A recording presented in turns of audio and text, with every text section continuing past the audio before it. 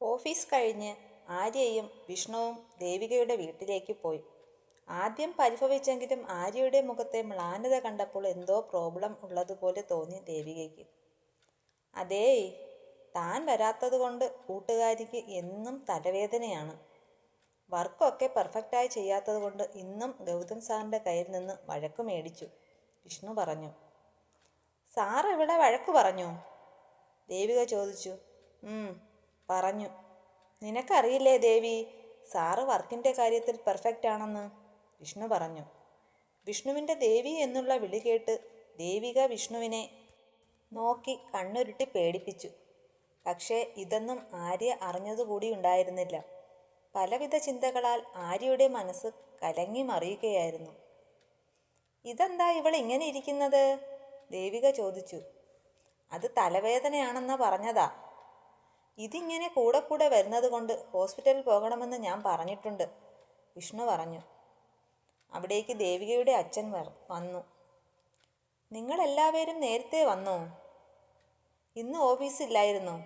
ദേവികയുടെ അച്ഛൻ ചോദിച്ചു. ഞങ്ങൾ വന്നിട്ട് കുറച്ച് സമയമായതേ ഉള്ളൂ അങ്കിൾ. ഓഫീസ് കഴിഞ്ഞിട്ടാ ഞങ്ങൾ വന്നത്, വിഷ്ണു പറഞ്ഞു. കാര്യങ്ങൾ സംസാരിച്ചുകൊണ്ട് വിഷ്ണുവും അച്ഛനും ഹാളിലേക്ക് നടന്നു.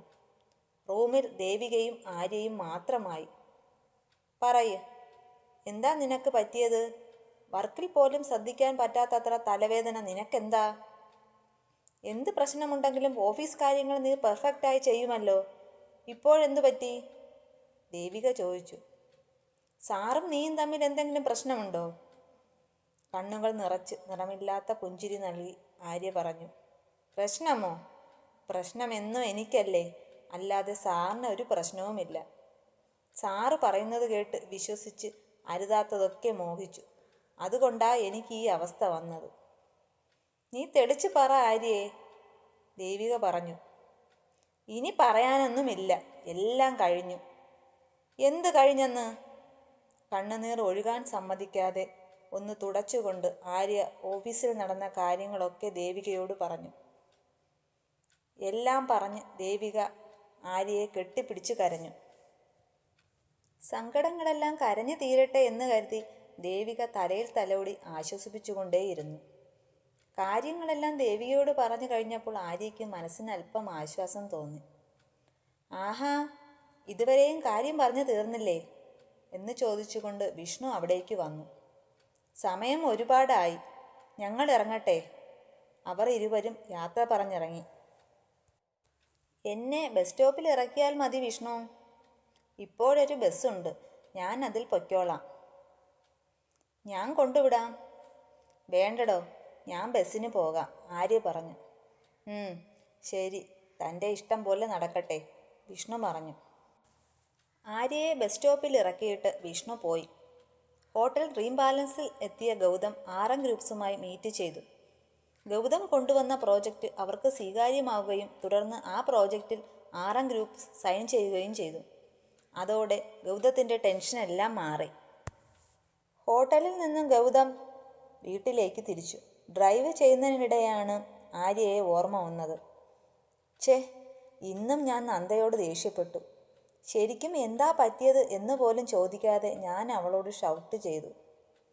ഇഷാനി വന്നതിന് ശേഷം നന്ദയോട് ഇതുവരെ ഞാൻ സംസാരിച്ചില്ല. സംസാരിക്കാനുള്ള സമയം കിട്ടിയില്ല, അതാണ് സത്യം. തിരക്കായിരുന്നു. പക്ഷേ ഇതൊക്കെ അവളോട് പറയാനും പറ്റിയില്ല.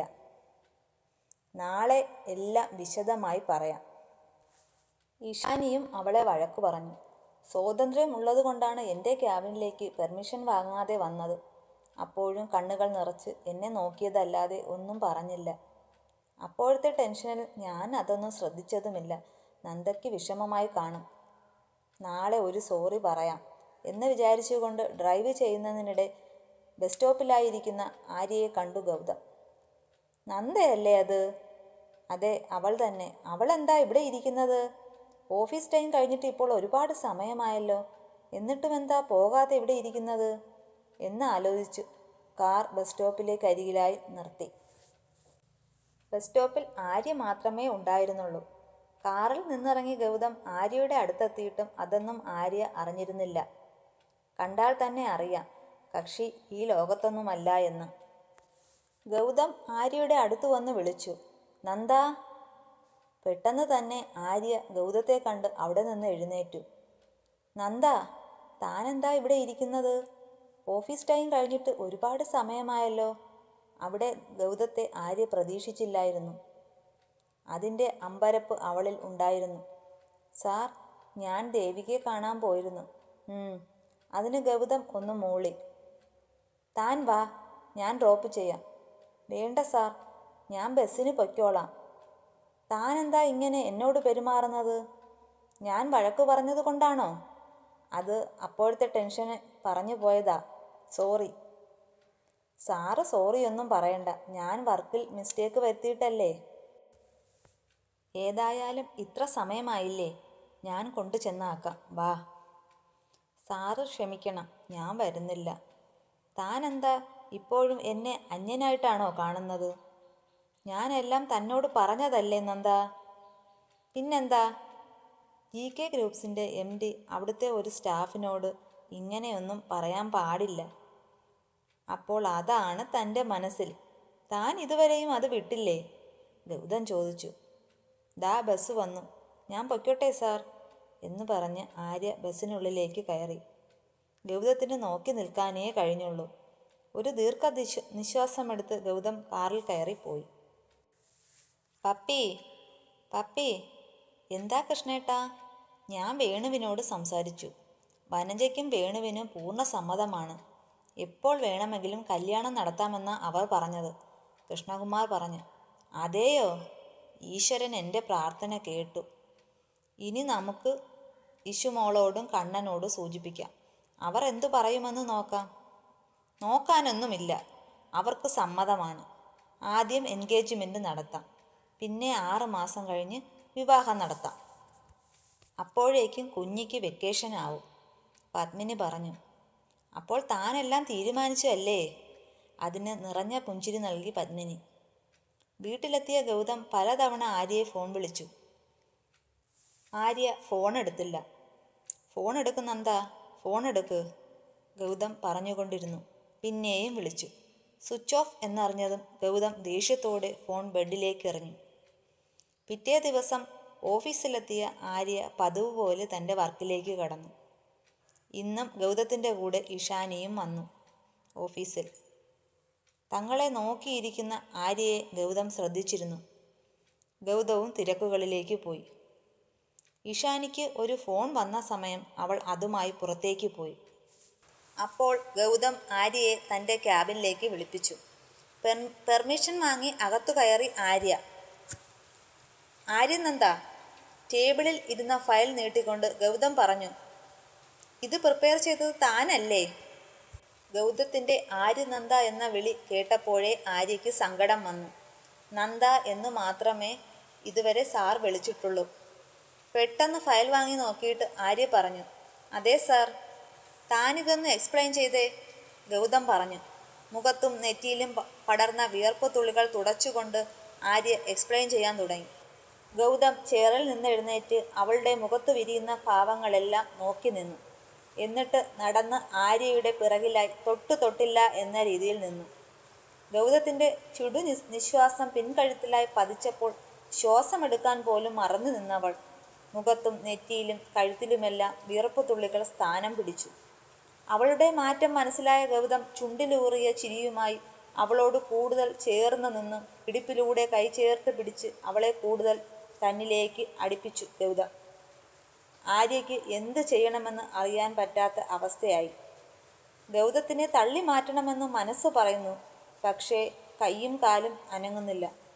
നന്ദ, ഗൗതം ആർദ്രമായി വിളിച്ചു. തനിക്ക് എന്ത് പറ്റിയടോ എന്ന് പറഞ്ഞ് ഗൗതം അവളെ കൂടുതൽ തന്നിലേക്ക് ചേർത്ത് പിടിച്ചു. പെട്ടെന്ന് തോന്നിയ ഉൾപ്രേരണയിൽ ആര്യ ഗൗതത്തെ പിന്നിലേക്ക് തള്ളി. ഗൗതം അത് പ്രതീക്ഷിക്കാത്തതിനാൽ പിന്നിലേക്ക് വേച്ചുപോയി. സാർ എന്താ ഈ കാണിക്കുന്നത്? എന്നോടെന്താ ഇങ്ങനെ പെരുമാറുന്നത്? എനിക്ക് എൻ്റെ നന്ദയോടല്ലേ ഇങ്ങനെയൊക്കെ കാണിക്കാൻ പറ്റുകയുള്ളൂ. സാർ എന്നെ പിന്നെയും വിഡ്ഢിയാക്കുവാണോ? ആര്യ ചോദിച്ചു. വിഡ്ഢിയോ? ആരെ വിഡ്ഢിയാക്കിയെന്ന് ഗൗതം ചോദിച്ചു. മനസ്സിലായിട്ടും എന്തിനാ സാറേ ഇങ്ങനെ അഭിനയിക്കുന്നത്?